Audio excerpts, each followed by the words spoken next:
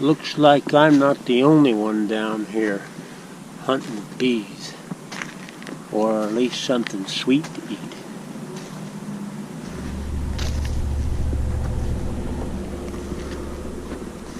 Well, it had to happen sooner or later. My first encounter with bears. So I put out a mating nuke down here in southern Utah, and I'm picking them up now. And this is what happened to this one. Broken frames.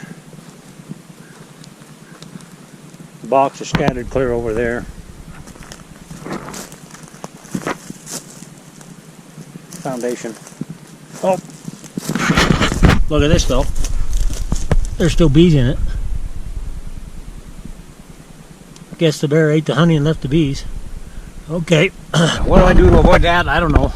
I could have got here sooner. They've been out here about a month. Better luck next time, man.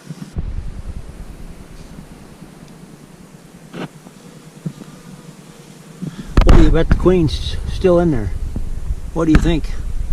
Any guesses? I don't know how to get them home now. We're going to have a leaker on the way. There's bear teeth. There's the front porch. There's bear teeth in it, marks. And I'm missing a half of one of the frames. It's over here.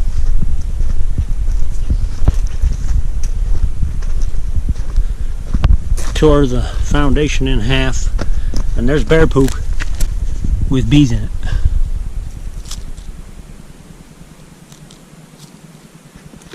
I thought I would see if there's a remote chance that the queen bee was still alive after the bear attack. I doubt she is, but let's have a look just for fun anyway.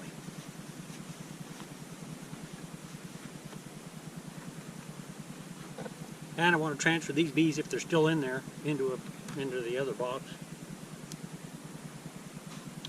Oh, okay, and they're not. They drifted. They found a new home.